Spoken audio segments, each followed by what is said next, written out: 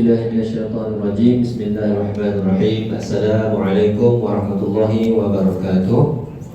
Waalaikumsalam. Alhamdulillah rabbil alamin wa bihi nasta'in wassalatu wassalamu ala asyrafil anbiya'i wal mursalin sayyidina Muhammad wa ala alihi wa ashabihi ajma'in. Pertama dan selama-lamanya bersyukur kita kepada Allah Subhanahu wa taala segala kesempatan, segala kemampuan, segala kudrat yang Allah pinjamkan pada kita, dapat kita sama-sama berkumpul pada hari berbahagia ini untuk sama-sama menyaksikan insya-Allah hijab qabul antara Muhammad Haziq dan Nur Fatimah. Yang keduanya, salam dan selawat pada junjungan tercinta Nabi Muhammad sallallahu alaihi wasallam serta seluruh ahli keluarga dan sahabat-sahabat baginda sekaliannya. Yang saya hormati Datuk Datin daripada kedua-dua belah keluarga, hadirin hadirat yang semua yang hadir di sini hari ini. Alhamdulillah, berkumpul kita hari ini seperti biasa ijab dan qabul. Saya tak nak panjangkan cerita. Seperti biasa proses ijab dan qabul ataupun pernikahan kita mulakan dengan sedikit khutbah nikah nama dia, yang mana hari ini kita gelarnya sebagai nasihat nikah saja. Ianya tak perlu panjang. Kemudian kita akan terus pada ijab dan qabul. Saya akan brief dulu kedua-dua pihak. Dan kemudian kita akhiri dengan bacaan doa. Jadi insya-Allah untuk sedikit khutbah nikah, firman Allah Subhanahu wa taala, "Wa min kulli syai'in khalaqna zawjayn la'allakum tadhakkarun." Firman Allah Subhanahu wa taala dalam Quran, atas segala apa yang kami ciptakan ini berpasang-pasangan supaya kamu mengingat akan kebesaranku. Jadi khusus untuk Muhammad Haziq Danish dan juga bakal-bakal suami dan juga suami-suami lama, suami-suami baru, banyak kita anggap pernikahan ni sebagai anugerah, sebagai hadiah. Isteri ini hadiah daripada Allah. Tapi ramai yang terlupa sebenarnya isteri ini adalah amanah yang Allah telah pun tulis untuk kita sebelum kita dilahirkan lagi. Jadi bila berkaitan dengan amanah, kata Nabi SAW dalam hadis yang lain, "Addil amanata liman ittamanat." Penuhilah amanahmu dengan sebenar-benarnya, semampu mana yang kamu boleh. Jadi dalam menjadi suami terbaik, bukanlah dikira pada harta, pada rupa, pada kemampuan dan sebagainya. Tapi kata Nabi SAW, hadis yang lain juga, suami yang paling baik adalah suami yang paling baik tingkah lakunya terhadap ahli keluarganya sendiri. Jadi muhasabah diri kita, tuan-tuan dan puan yang hadir hari ini, bagaimana tingkah laku kita dengan isteri, dengan anak-anak kita 5 tahun, 10 tahun selepas menikah, dan juga bakal-bakal suami, bakal-bakal isteri. Ingat, bukan pekerjaan, bukan harta benda, tetapi tingkah laku yang paling baik dengan ahli keluarga. Nabi cakap kita sebagai suami terbaik. Jadi untuk seorang perempuan pula, Nabi SAW sebutkan dalam hadis lain, hadis yang sangat famous. Nabi kecilkan skop seorang perempuan. Kata Nabi SAW, "Idza salat imra'ati khamsaha wa shabat syahraha wa hasunat farjaha wa ata'at ba'laha dakhalat min ayyi babil jannah ma syi'ta." Atau kama qala sallallahu alaihi wasallam. Kata Nabi, seorang perempuan jika sempurna solatnya, jika sempurna puasanya, jika dia menjaga kemaluannya hanya untuk suaminya, dan jika dia mentaati suaminya, 4 perkara sahaja perempuan yang dirahmati Allah, isteri-isteri lama, isteri-isteri baru, bakal-bakal isteri, 4 perkara ni dikatakan kepada isteri ini, pilihlah pintu syurga mana yang kamu kehendaki. Jadi mudahnya seorang isteri untuk masuk ke syurga berdasarkan 4 perkara sahaja yang disebutkan oleh baginda Nabi SAW.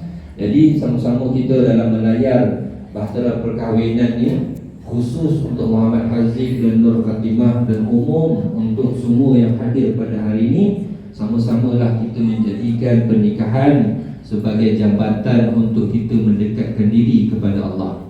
Kalau sebelum ni sembahyang kita berseorangan, dah ada jemaahnya. Sebelum ni sembahyang kita lewat di hujung waktu, dah ada pengingatnya. Jadi bersedekahlah bersama, beribadahlah bersama, hiduplah bersama jika sesat carilah Allah dan Rasul. Itu saja pegangan yang akan kita pegang yang membawa keselamatan di dalam bahtera perkahwinan, insya-Allah.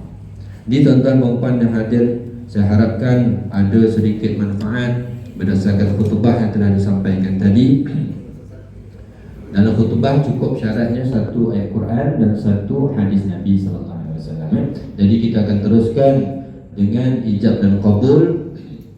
Okey, sedikit briefing lah. Kita akan terangkan sedikit apakah itu ijab, apakah itu qabul. Lafaz ijab adalah lafaz yang dikeluarkan oleh wali yang menikahkan seseorang di bawah tanggungannya. Lafaz ijab ni kita tahu,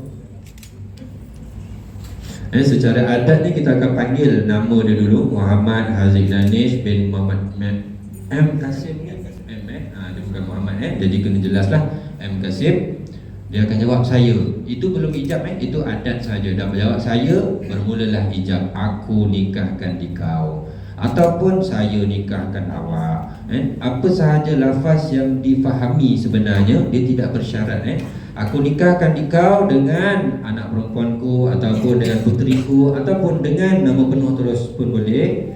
Mas kahwin dengan mas kahwinnya RM200 tunai. Maknanya dua kali perkataan dengan. Dan dia tak ada masalah asalkan bahasanya difahami. Contoh tadi lagi sekali saya ulang, nama penuh dia jawab saya, baru bermula ijab. Aku nikahkan kau dengan nama penuh, dengan mas kahwinnya RM200 tunai. Habis ijab.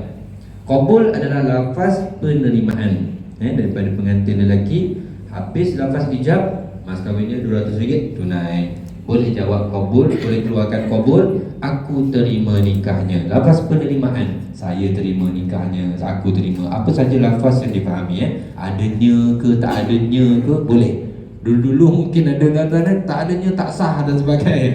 Sebenarnya syarat dia dalam mazhab kita asalkan ia difahami. Aku terima nikahnya, nama penuh dengan mas kahwinnya RM200 tunai. Sama juga elemennya, nama penuh dan mas kahwin. Mesti sebut.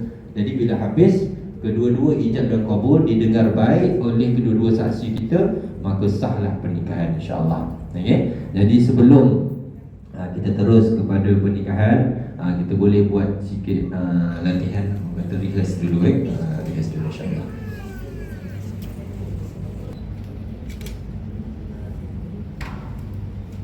Alhamdulillah, tak sah lagi. Alhamdulillah. Tapi konsep ijab dan qabul tu dah difahami dengan baik. Dia tak perlu satu nafas. Boleh pelan-pelan, berhenti-berhenti boleh. Dia tak ada tersyarat untuk satu nafas. Pelan-pelan. Aku terima nikahnya, nama banyak nafas boleh. Yang penting ianya dalam satu majlis. Jadi sebelum kita terus kepada ijab dan qabul yang sebenar, sama-sama kita raikan mazhab kita, mazhab Asy-Syafi'i mengatakan jurunikah, wali, pengantin seharusnya bebas daripada sifat fasik, sifat dosa-dosa kecil yang kita tak dapat lari. Jadi sama-samalah kita beristighfar kembali, bersyahadah dan berselawat ke atas Nabi SAW sebelum kita teruskan ijab dan qabul. Astaghfirullahalazim alladzi la ilaha illa huwal hayyul qayyum wa atubu ilaih. Astaghfirullahalazim alladzi la ilaha illa huwal hayyul qayyum wa atubu ilaih. Astaghfirullahalazim alladzi la ilaha illa huwal hayyul qayyum wa atubu ilaih. Ashhadu an la ilaha illallah wa ashhadu anna Muhammadar Rasulullah. Allahumma salli ala sayyidina Muhammad wa ala alihi wa sahbihi wa barik wa sallim. Alhamdulillah, kita harapkan pengampunan dan daripada Allah Subhanahu wa taala. Insyaallah kita boleh teruskan terus dengan ijab dan qabul. Kali ini betul-betul kalau boleh buat sikit supaya didengar oleh saksi dengan baik.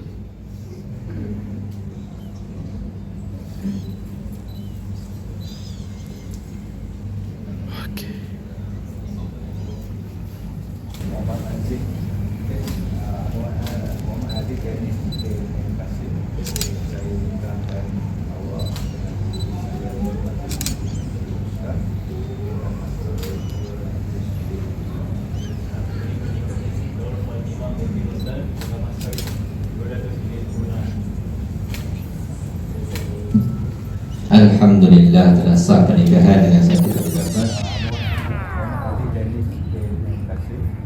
Saya nikahkan awak dengan isteri saya Nur Fatimah binti Roslan dengan mas kawin Nur Atikul Siti Tunang. Aku terima nikahnya Nur Fatimah binti Roslan dengan mas kahwin 200 ringgit tunai. Alhamdulillah. Istiqoroh cinta memanggilku, memohon petunjukmu.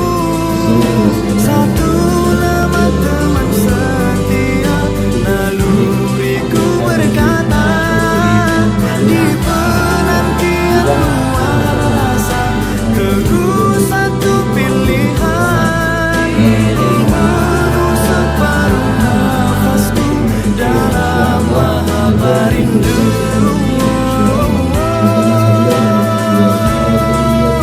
Istiqoroh cinta memanggilku, memohon petunjukmu. Satu nama teman setia, naluriku berkata, di penantian luar rasa, teguh satu pilihan, menusuk paruh nafasku dalam mahabba rindu.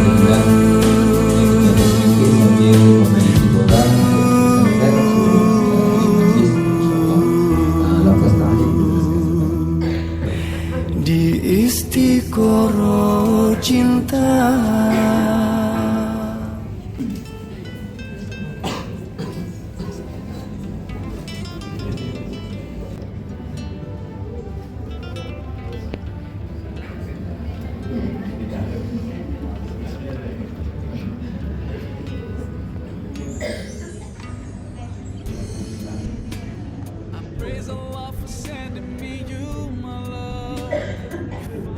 Assalamualaikum warahmatullahi wabarakatuh.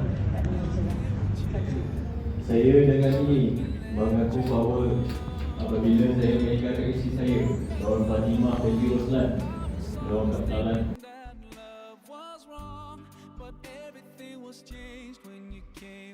selama tempoh 4 bulan hijrah berterusan dengan sengaja tanpa nafkah atau saya hilang kepada tempat yang tiada, ketahui akan hidup atau matinya saya telah menyebabkan kecederaan kepada tubuh badannya, dan dia kemudian membuat pengaduan kepada Mahkamah Syariah dan Mahkamah. Selepas dinyatakan yang wajar mendapati ia benar, maka jatuhlah atasnya satu talak. Inilah peraturan peraturan saya.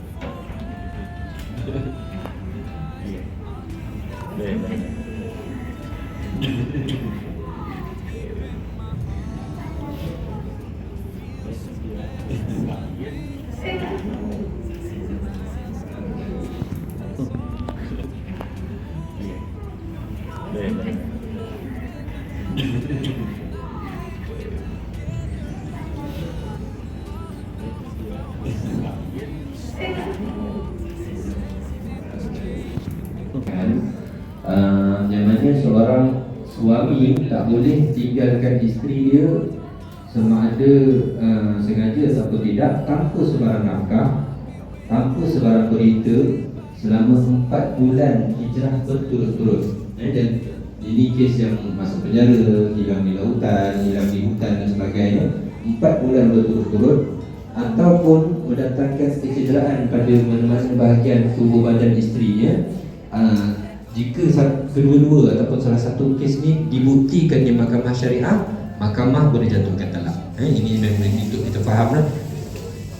Itu semua perbicaraan dan sebagainya lah. Sebagai bentuk perjanjian kita dan isteri tak meninggalkan dia lebih daripada 4 bulan dan juga tidak mendatangkan kecederaan pada dia. Ini semua untuk suami-suami dan isteri-isteri lain juga faham, insyaAllah.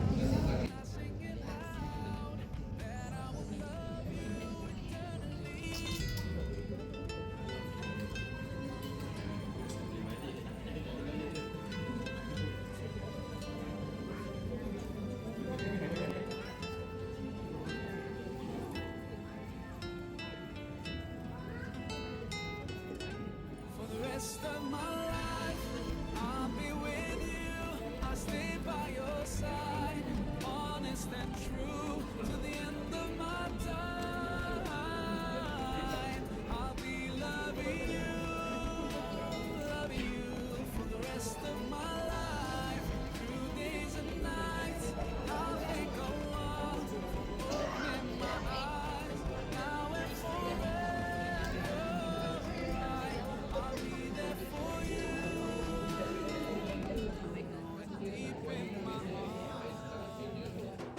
bekerja